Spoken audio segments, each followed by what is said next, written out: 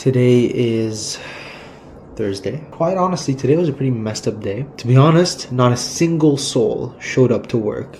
Not a single customer. Nobody. And I had basically a bunch of free time during the day. So I got really bored. And I started doing some research about childhood trauma because I'm really interested in that topic. I'm really interested in trying to heal it, and trying to fix it, and trying to better yourself, right? So I start reading more about it. To be honest, a lot of what I read, I kind of already knew because it was really just explaining how much it affects you as a kid, what it does to you, what it literally just makes you worse. Like, it really makes me understand, right? And I'm trying to learn how to heal my inner child, and I'm doing some research on it, but I can't find that much. I started reading like a short sort of like book, and it was talking about like rapid eye movement, this, that, whatever.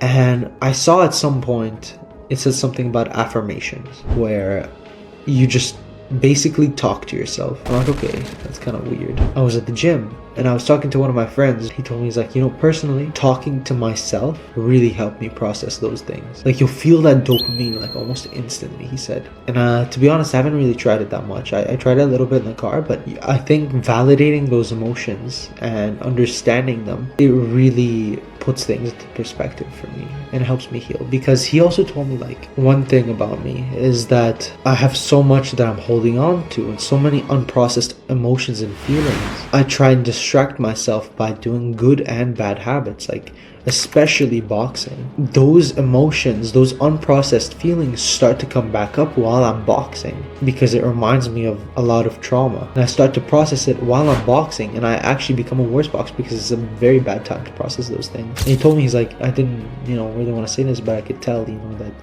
when you box, you're trying to let something out. You're trying to let out that darkness inside you. I need to let out those demons. I need to conquer them and face them. One of my favorite fighters, Yuri Prohaska, something about him being locked in a room for 3 days without food and just facing his demons. I just thought that was so strong, because your demons are just gonna come attack you and you have to fight them off. You have to face them and stare them down and until they're no longer demons, until they're processed, basically. That was my day today. I'll see you tomorrow, Friday, sparring day. Alright, so today's Friday. I just got back home from the gym right after work, boxing gym, and I went sparring. And right after that, I actually went to a small family gathering, ate a little bit of food, and socialized.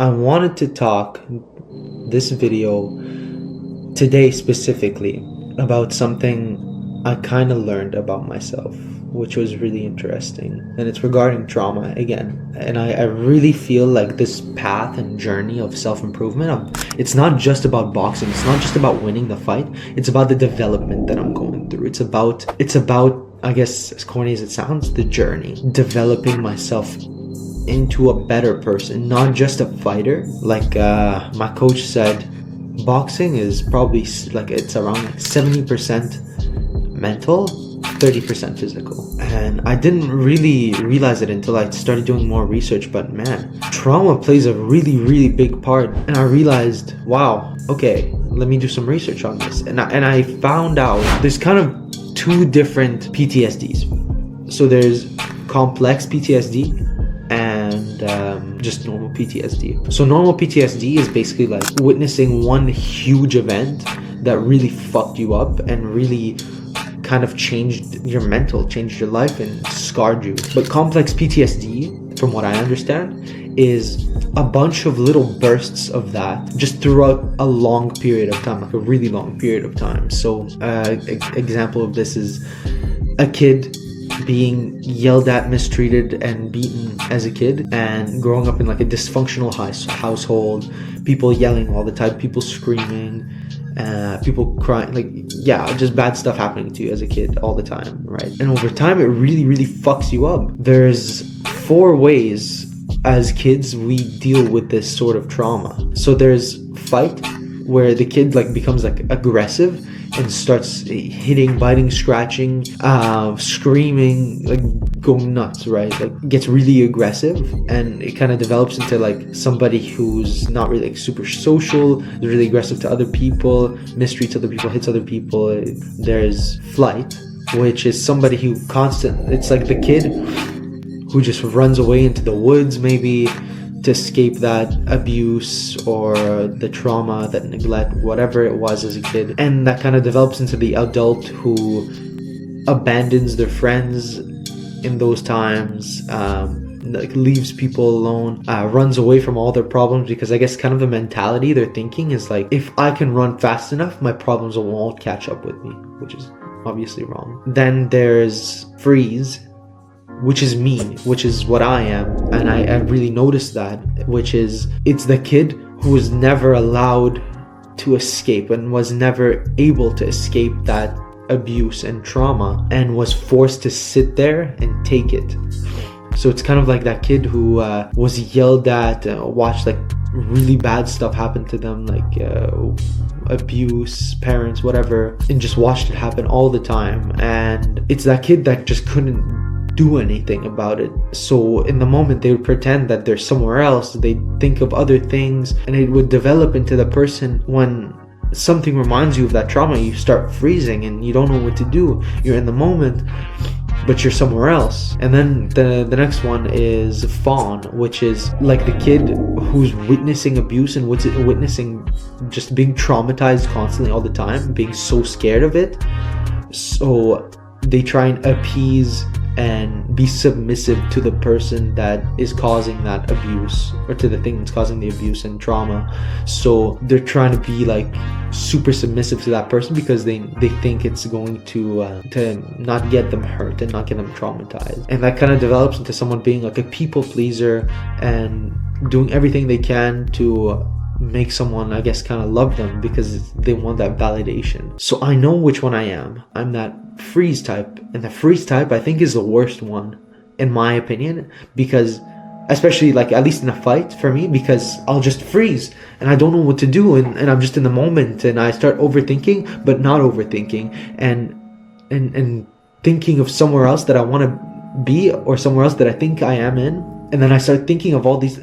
It gets fucked up basically. But there is a light. I don't know what the fuck that light is, and I know that I need to process my emotions, my feelings, and my trauma, because those emotions, those memories that I have are not processed. Those childhood memories that just come back and haunt me, they're not processed. Those were things that happened to me as a child that I couldn't process because I was so scared. I chose to delay it and delay it and delay it and delay it and delay it. And I think people delay it until they're so old sometimes. People delay it until like they retire basically. In the modern age, people retire and people work for so long because it's an escape route from that trauma. That's why like a lot of parents, they're workaholics.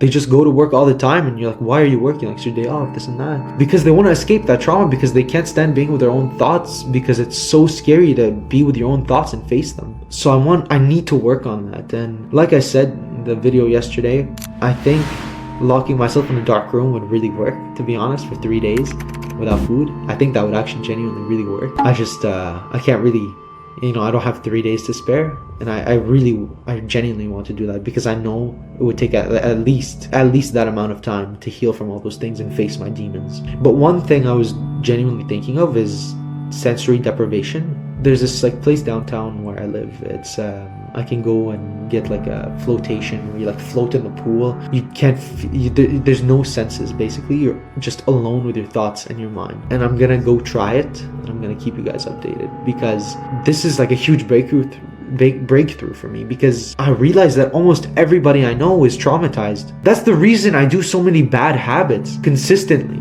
That's why I'm addicted to porn. That's why I eat junk food. Like, nobody eats junk food or watches porn and is like, afterwards is like, yeah, I'm the fucking alpha, I feel great, I'm such a guy, I'm such a good guy. Like, it's really fucked up, and I really think I need to heal that before I fight, because I can't have that. So anyways, that's it for today. I'll keep you guys updated. Thanks for watching. So I just got back home from an outing with some friends. Right after work, basically, I went to an outing, stayed out with some friends, did some activities. I actually wanted to show what I do kind of when I get home. I have my journal with me. This is a big important thing. I actually have a few habits that I kind of make it mandatory for me to do every day. So meditation, I already do that in the morning just to check it off. I like to read,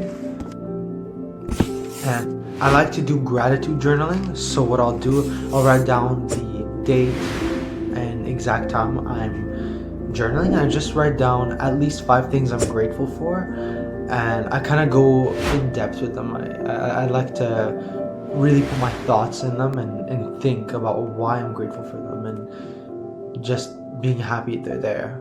Deep work is a big one. I say deep work as kind of, I guess, this. So kind of not being on my phone, scripting, recording the videos, and just staying focused, keeping my mind sharp, and actually doing research on things that I'm interested in learning, such as trauma, for example. Like yesterday I was talking about that, and today as well, something that I wanted to address is doing the bad habits. And honestly, I've been finding myself doing a lot of bad habits recently, and it's really been affecting me. I felt like it's been affecting my progress too. But I also think it's normal to do the bad habits. I think you're supposed to fail a bunch of times before you actually start to master it, right? It depends on what you're looking at, right? But I really think that failing is part of the process, and you should actually be grateful for the failure, because it just teaches you a lesson and helps you in the long run. If you didn't have these failures, you wouldn't get anywhere. That's how you kind of become better. That's what they say, right? They just say practice, practice, practice. In order to practice, you have to fail, and you have to work on it again and fail and work on it again. And I think that's what I've come to realize, is that, you know, instead of feeling shit about doing these bad habits, what if I just take them and make them positive? Nice, I just did a bad habit. It's going to be better that way, because it's a failure on my end, and a failure that means that I'm improving, because if I wasn't failing, I wouldn't be improving. So that's something really big, and I really think mindset is the king of this. Mindset and mental health, trying to fix your mental health and being present in the moment, really acknowledging those things really is valuable. And I've come to realize so deeply how trauma is involved and how much it actually affects your day-to-day living. Some people don't even know they have trauma. Well, at least me, the reason I'm afraid to fail is because of trauma, because I don't want to experience those traumatic things again. It's so scary. And one also big thing is medicine. So I'm currently taking this drug called finasteride. My doctor prescribed it to me because when I was 16, I actually started balding and losing my hair. That's why you see me at the camera, like adjusting my hair and shit. Because to be honest, it's kind of like an insecurity. I'll look at it, I'll be like, fuck, I'm balding? This is so fucking disgusting and crazy.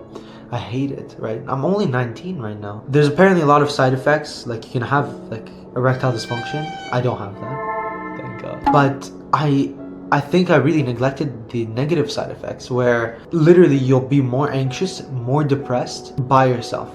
You'll have those thoughts and it won't even occur to you. It might be because of this drug, it's just making my life literally worse. So I'm trying to find alternatives to just taking the pill like that and kind of fucking up my mental health. Drugs nowadays, anything you take will have these sorts of side effects that can really fuck you up. Traumatic events in my life are only being kind of amplified by the anxiety and depression that it causes. And I hate using those terms like depression, anxiety, whatever, because I won't deny I was a victim when I was a child.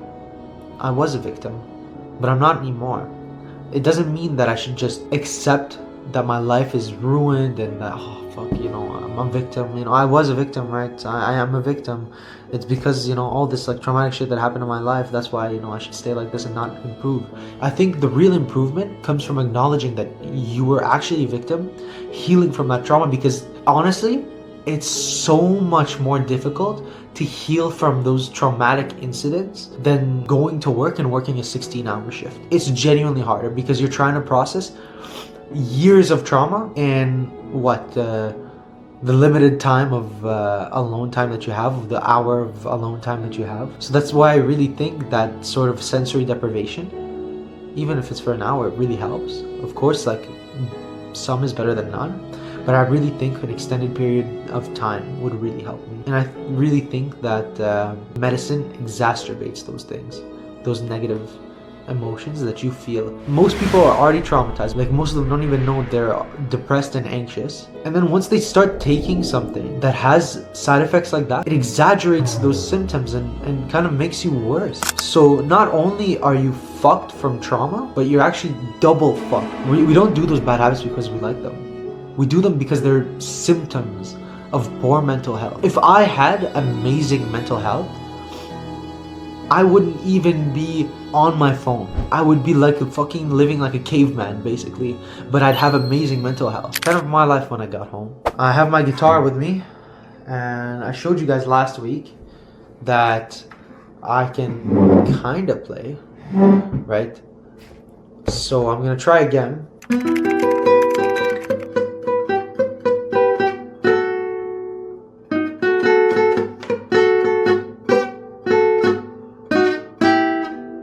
So you know I'm gonna play hard, give me